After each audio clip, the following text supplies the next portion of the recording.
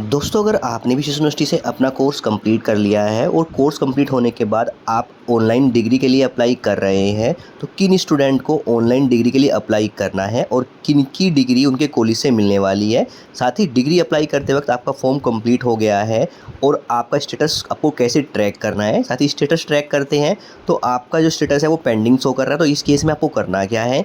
साथ ही अगर स्टेटस आपका रिजेक्ट शो कर रहा है तो कैसे आपको रीअप्लाई करना है।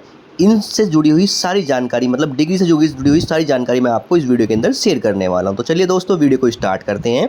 साथ ही दोस्तों, अभी तक आपने चैनल को सब्सक्राइब नहीं किया, चैनल को सब्सक्राइब जरूर कर लीजिएगा। वीडियो अच्छी लगे वीडियो को लाइक और शेयर जरूर कीजिएगा। तो देखिए दोस्तों, बात करते हैं 2024 तक जो पास आउट स्टूडेंट हैं वो अपने डिग्री के लिए ऑनलाइन अप्लाई कर सकता है।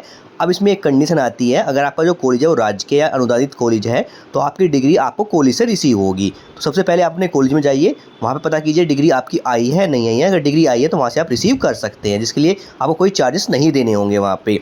साथ ही अगर आपका कॉलेज प्राइवेट कॉलेज है या फिर सेल्फ फाइनेंस कॉलेज है तो आपको अप्लाई करना होता है ऑनलाइन। साथ ही अगर आपकी डिग्री आपके कॉलेज में आपको रिसीव नहीं हुई है आपके कॉलेज को, तो भी इस केस में आप डिग्री ऑनलाइन अप्लाई कर सकते हैं।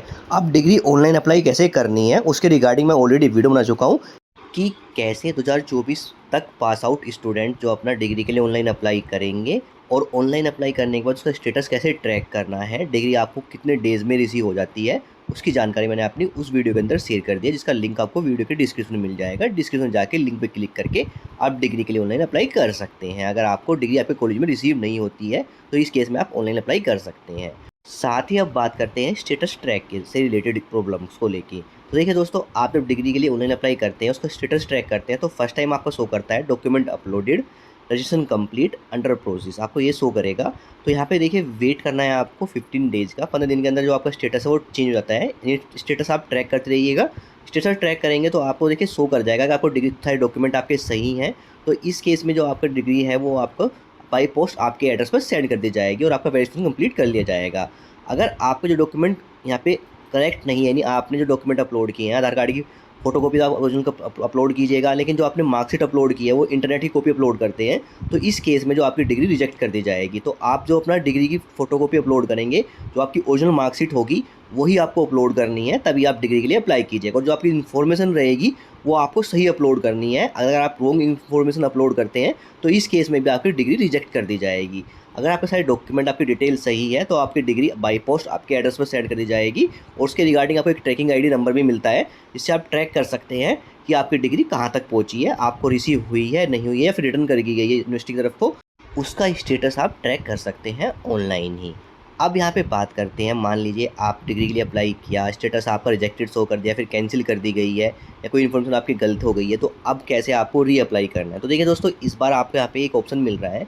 आप डिग्री के लिए मतलब आपको रिजेक्ट हो जाती है तो लॉगिन करने के बाद आपको अप्लाई फॉर न्यू डिग्री का ऑप्शन मिलता है। इस ऑप्शन क्लिक करके आप डिग्री के लिए रीअप्लाई भी कर सकते हैं। लेकिन इस केस में क्या है, जो आपका डॉक्यूमेंट आप अपलोड करेंगे, मार्कशीट जो अपलोड करेंगे, वो आपको ओरिजिनल अपलोड करनी है, अदरवाइज़ दोबारा से आपकी जो डिग्री का जो एप्लीकेशन है वो रिजेक्ट कर दी जाएगी। तो ये चीज़ ध्यान रखिएगा, आपको जो डॉक्यूमेंट अपलोड करने हैं वो ओरिजिनल डॉक्यूमेंट की फ़ोटोकॉपी ही अपलोड करनी है।